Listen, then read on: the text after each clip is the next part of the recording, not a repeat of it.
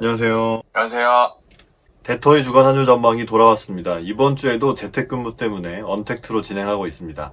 이번 주엔 틀렸죠? 네. 네. 너무 무참히 틀려가지고 죄송합니다. 네. 달러원 환율 11월 20일부터 26일까지 저점은 1104.00, 고점은 1117.60. 오늘 목요일 종가는 1104.60. 네, 거의 일주일 내 저점 수준에서 마감을 했습니다. 무슨 일이 있었냐면 먼저 아스트라제네카, 네, 영국의 옥스퍼드랑 같이 백신을 개발했는데 평균 70% 정도의 효능이 있는 것으로 나와서 이런 백신 기대감에 따라서 환율 하락세가 뚜렷해지고 있는 상황입니다. 하지만 1110원 선에서는 일단 한국 외환당국의 개입 경계감이 좀 있었고요. 그런 상황에서 이제 문우신, 전 이거 상당히 큰 뉴스라고 생각했는데 문우신 미국 재무장관이 연준의 긴급 대출 프로그램 중에 일부를 연말에 종료할 것이다. 왜냐하면 연준이 일반 기업이나 이런 데 대출을 해주고 회사채를 사고 이런 것에 연말에 끝낸다 이렇게 선언을 해버린 거죠. 그럼에도 불구하고 시장은 이것에는 그다지 반응을 하지 않았습니다. 왜냐하면 트럼프 대통령이 연방 총무청인가 여기다가 정권 이양 절차를 시작하라는 지시를 내리고 이것은 상당히 시장에서는 불확실성을 제거한 걸로 받아들였죠. 이에 따라서 다우 존스 지수가 3만 포인트를 찍었고요. 코스피도 사상 최고치로 오늘 마감을 했고 한국은행은 계속해서 금리를 동결하는 그런 움직임을 보임에 따라서 환율이 내내 빠지는 네, 그런 장세를 보였습니다. 어떻게 보셨나요? 네, 이번 주에 이제 가장 큰 사건 이벤트로는 이제 코스피가 2018년도 1월인가요? 그때 기록했던 이제 연고점을 돌파하면서 이제 완연한 리스크온 모드로 한 주 내내 좀 진행됐던 부분. 그리고 이제 미국 같은 경우에 이제 다우가 이제 3만 선을 돌파하면서 여기서 고점을 이제 새로 썼고, 월요일마다 이제 새로운 백신 뉴스가 나오면서 네. 계속적으로 이제 내년도에 장밋빛 미래를 좀 기대하게 하는 위험자산 선호 모드를 계속 이어가는 장이 좀 이어지고 있는데, 외환당국에서 1100원대 사수에 대한 강한 의지를 표현하면서 1115원 이상까지 좀 올라갔던 이제 부분이 글로벌 리스크온 분위기로 인해서 레벨을 낮추면서 1100원 중반까지 다시 온 상황인데, 특별하게 뭐가 있어서 그런 건 아니고 저희가 말씀드렸듯이 추세라는 게 한번 방향을 잡으면 그쪽으로 좀 쏠리면서 가는 좀 그런 경향이 있는데, 원화 강세 같은 경우는 말씀드렸지만 원화 강세라기보다는 달러 약세라고 이제 불러야 될 것 같은데, 내년도 어떤 전망이나 이런 걸 보면은 대규모의 재정 부양책 이런 거를 지속적으로 이제 미국에서 추진하면서, 특히 민주당 쪽에서 추진하면서 거의 뭐 MMT에 가까운 이 정도의 돈 풀기가 예상이 되는데, 그러면서 달러가 기조적으로 약해질 거고, 그거에 이제 수혜는 이머징 통화들이 많이 볼 거다. 이제 이게 요즘에 이제 대세 전망이거든요. 그거에 잘 맞춰서 내년도 전망이 이렇다 보니 원화도 어떤 대세의 흐름을 거스르긴 힘든, 이런 위험자산 선호 현상과 글로벌 경기의 장밋빛 회복 전망 이런 거에 따라서 원화가 강세를 나타냈던 한 주였다고 봅니다. 맞습니다. 네. 그러니까 기존 추세가 유지가 된 거고 아직 시장 분위기를 바꿀 만한 그런 뉴스는 없었던 거죠. 네. 계속해서 백신 가능성, 재정 부양책 가능성, 그리고 바이든의 당선 이런 것을 강화하는 뉴스만 지배했던 그런 한 주였습니다. 네, 그러면 경제 기사 보겠습니다. 먼저 바이든 당선인이 옐런 전 연준 의장을 재무부 장관으로 지명을 했습니다. 이 옐런 지명에 대해서 몇 가지 기사가 나왔는데 전 좀 개인적으로 웃겨가지고, 첫 번째는 액티브 트레이드스라는 곳에서는 옐런 재무장관 되면 달러화가 추가 약세 이렇게 얘기를 했는데, 반면에 코메르츠 방크는 옐런이 달러 약세를 멈추고 루빈 독트린으로 돌아갈 수도 있다 이런 상반된 전망을 내놨습니다. 달러 약세를 전망한 쪽에서는 연준과 재무부가 협력을 할 수 있다. 왜냐하면 요 파월 연준 의장의 전임 의장이었으니까 아무래도 우호적인 관계를 이어가겠죠. 따라서 이 팬데믹 상황에서 부양책, 통화부양책, 연준 쪽의 통화부양책과 재무부에서의 재정부양책이 함께 나오면서 달러 약세가 나올 수 있다 이런 분석을 내놨고, 반면에 이 코메르츠 방크는 왜 그랬냐면 지난 트럼프 정부의 혼란스러운 달러 정책으로 투자자들이 고생을 했는데 이거를 치유해 줄 것이다. 그러니까 이 기존의 트럼프 행정부의 달러 약세는 정부가 이끌어왔던 정책에 따른 결과라고 해석을 한 것이죠. 그런데 옐런 지명자는 환율이 시장에 의해서 움직여야 된다는 점을 확인하면서 또 루빈 독트린이라는 것으로 돌아갈 수 있다고 말했는데, 이것은 클린턴 정부 당시에 루빈 재무장관이 달러 강세가 미국의 국익에 부합한다는 그런 인식을 나타낸 용어라고 합니다. 그러니까 이제 미국 민주당 정부에서는 달러가 강한 게 좋다라는 인식, 기축통화로서 그런 거죠. 그런데 그 후에 부시가 잡고 그 다음에 오바마가 나왔을 때는 글로벌 금융위기가 터지면서 달러가 강세를 보일 수가 없는 환경이었지만 지금은 다시 옛날로 돌아갈 수 있다. 이것도 좀 말은 안 되는 것 같지만, 네, 그런 기사가 나왔고, 또 좀 개인적으로는 이게 뭔 소린가 하는 기사가 또 있었는데, 옐런이 통화정책에서는 비둘기이지만 재정정책에서는 매파일 것이다, 이런 기사도 있었습니다.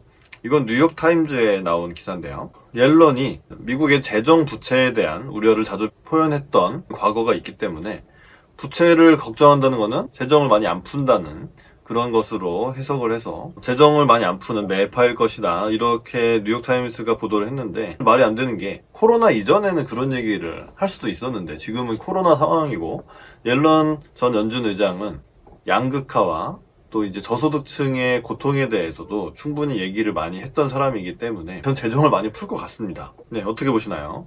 네, 옐런 전 의장 같은 경우는 되게 비둘기로 유명했죠. 통화정책에서는 상당히 이제 비둘기파적인 면이 강했다라고 보여지는 의장이었는데, 이분이 갖고 있는 경제학적인 어떤 마인드가 사실 고용과 인플레에 있어서는 전통적인 필립스 곡선을 추종하는 뉘앙스를 보여서, 통화정책에서 인플레가 오르기 전에 선제적으로 고용시장을 바라보면서 고용이 완전 고용 이상으로 가고 있으니 반드시 인플레가 올 것이다 라면서 약간 선제적으로 통화정책 대응한 그런 측면이 있어요. 그래서 금리 올리면서 좀 금융시장이 망가졌던 그런 기억도 좀 있고, 네. 그 이후에는 이분이 이제 의장직을 떠나고 나서 했던 어떤 코멘트를 보면은 상당히 저금리 기조가 뒷받침이 돼야 된다, 그런 식의 뉘앙스를 좀 많이 풍겨와서 이번 바이든 정부에서 재무장관은 과연 어떤 기대를 가지고 하는지, 뭐 금융시장에서는 대규모의 재정 부양책을 이끄는데 적임자다, 뭐 공화당도 딱히 반대할 것 같지 않다라고 하면서 이것마저도 위험자산 선호에 끼워 맞추는 좀 그런 모양을 보이는데, 저는 개인적으로는 재무장관으로서의 옐런이 과연 페드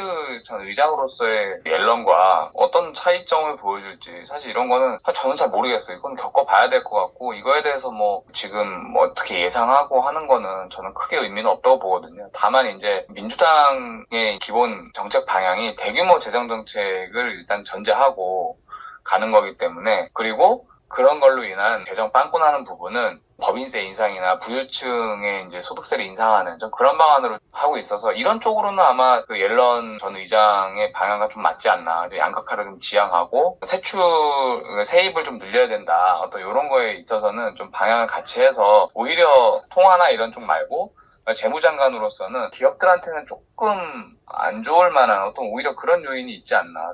저는 이제 그렇게 생각을 하고 있습니다. 네.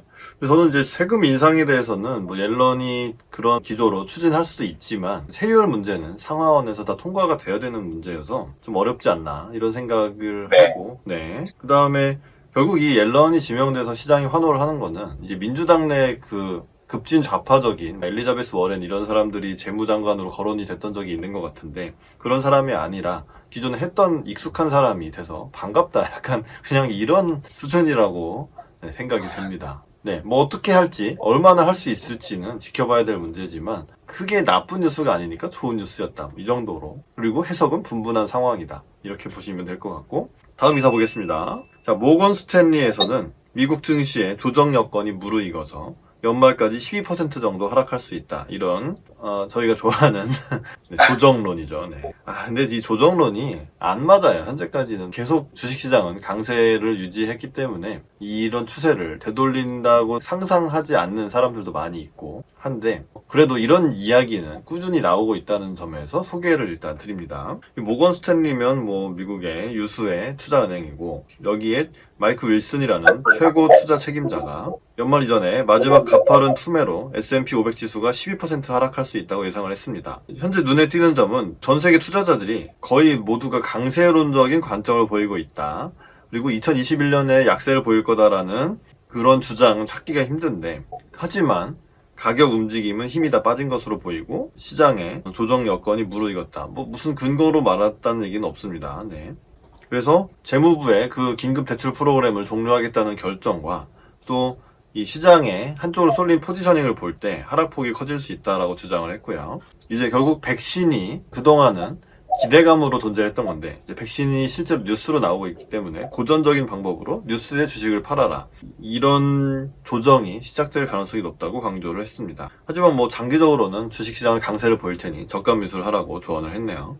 이런 말도 아직도 저는 맞을 수 있다고 생각을 하는데 어떻게 보시나요?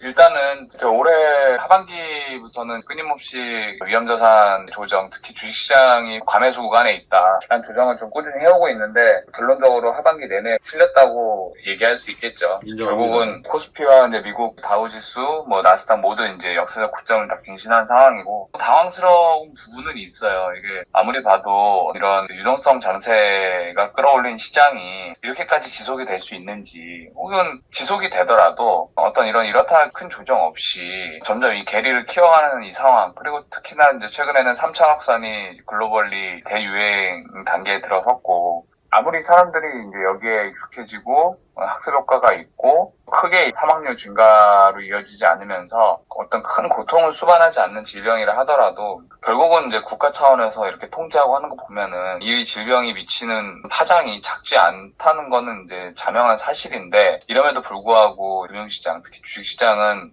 이렇게 달리는 거 보면은 조금 이제 당황스러운 부분이 있고 또 한편으로 배우는 부분이 있는 것 같아요. 근데 일단은 호재는 다 나오고 있는 상태예요. 미국 대선 불확실성이 끝났죠. 그리고 민주당은 대규모 부양책을 예고하고 있죠.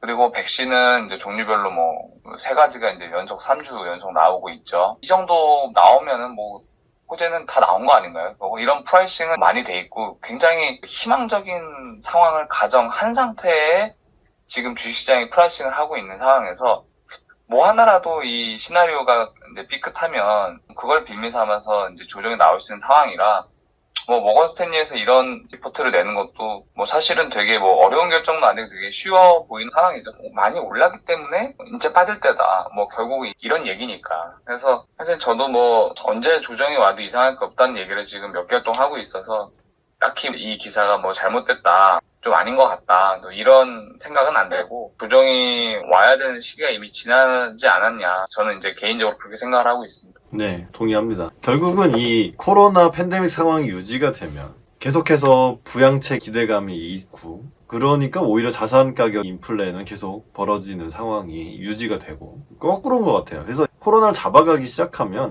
진짜로 풀린 돈 회수하면서 자산 거품이 꺼질 수가 있다, 오히려 그런 식으로 가려고 하는 게 아닌가.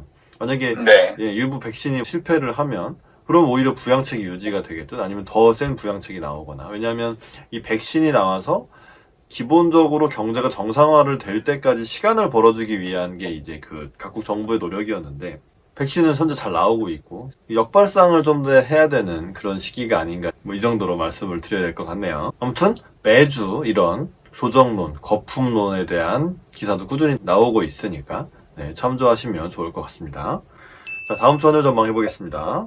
다음 주 환율은 월말이니까, 월말에는 전통적으로 한국 수출업체들의 달러 매도세가 나올 수 있는 기간이고, 지금 오늘 한국은행이 금리 동결하면서 경제 전망을 할 때 내수 쪽은 좀 부진한 편이지만 수출이 많이 회복이 됐고 예년 수준을 되찾을 수가 있다, 이런 것을 근거로 한국의 경제 성장률 전망치도 상향을 했습니다. 따라서 우리나라가 달러를 벌어들이는 거는 계속해서 유지가 되고 있고 무역수지 흑자도 유지가 되고 있으니까 이런 하락 기조, 달러원의 하락 기조는 좀 유지가 될 수 있다고 보고요. 그 다음에 제가 지난번에 말씀드린 대로 1115원이 깨지고 나면 그 다음에는 1090원 아니면 1085원 이 정도까지는 아래를 열어놔야 될 것 같다는 관점에서 1100원 선을 뭐 당국이 몇 번 지키려고는 할 수 있지만 이게 깨지고 나면은 그 다음 지지선을 찾아야 되는 순간이 올 거라고 볼 수 있습니다. 따라서 다음 주 환율은 1093원에서 1093에서 1115, 1115원까지로 해서 1100원 하향 시도를 지속하는 장세를 전망해 보겠습니다. 어떻게 보시나요? 예, 일단은 현재 위험자산 선호 분위기가 무르익고 있고, 미국은 추수감사절로 오늘 휴장, 뭐 내일은 조기폐장 하면서 연휴 모드로 들어가면서 약간은 이제 소강 상태에 접어들 수 있다. 달러 약세, 특히 아시아 통화 강세에 대해서 이제 좀 소강 상태에 접어들 수 있다는 생각이 좀 들고요. 수급상으로는 월말 전통적인 월말 내고 물량이 좀 이제 나오면서 달러 매도가 좀 더 강화될 수는 있는데, 불과 지난주에 강하게 이제 개입했던 레벨이 1,100원, 빅피겨라고 하죠. 더 중요한 숫자라고 여겨지는 1,100원을 두고 지난주에 이제 학습 효과가 좀 있어서 1,100원은 쉽게 이제 내줄까라고 생각을 하면 단번에 이제 뚝 내려가거나 그러긴 좀 힘들지 않을까 싶어요. 하락세가 추세가 좀 있긴 하지만, 그래서 저는 한 1,098원 정도로 이제 저점을 하고 고점은 한 1,115원 정도로 해가지고 하락 시도는 이제 꾸준히 좀 있겠지만 일단은 좀 속도 조절 측면에서는 역시나 1,100원쯤에서 한번 좀 걸릴만하다 이렇게 예상을 해보겠습니다. 네. 중국에서 자꾸 회사채 디폴트가 나고 있다. 뭐 이런 뉴스가 나오고 있지만, 뭐 시장에 아무도 신경을 안 쓰고 있으니까 중국의 부채 규모라는 것도 상당히 큰 상태로 유지가 되고 있기 때문에, 그러니까 이런 걸 무시할 수 있다는 게 진짜 대단하지 않습니까? 시장이 뭐 미쳐있다, 뭐 과열됐다 이런 얘기는 할 수 있는데, 뭐 그런 게 쉽게 돌아설 일도 아니고 정말 글로벌리 이렇게 다 함께 으쌰으쌰 가고 있는 것이기 때문에, 어쨌든 시장을 거스르면 안 된다는 게 뭐 누구나가 알고 있는 그런 교훈이니까 그런 상황이라는 건 다시 말씀드리고, 네, 국내 코로나 확진자가 겨울을 맞이하면서 점점 많아지고 있는데, 네, 건강 유의하시고 코로나 조심하시길 바라겠고, 저희 방송 도움이 되셨으면 저희 구독도 눌러주시고 좋아요도 눌러주시고 댓글도 달아주시면 저희에게 큰 도움이 되겠습니다. 부탁드리고요. 저희들의 의견은 개인 의견이고 저희들이 단연히 가까이 은행과는 아무런 상관이 없습니다. 투자는 여러분 개인의 판단에 의해서만 하시는 것이고 저희들의 의견은 참고만 해주시기를 부탁드리겠습니다. 그러면 대터의 주간 한주 전망은 다음 주에 다시 돌아오겠습니다. 시청해주셔서 감사합니다. 감사합니다.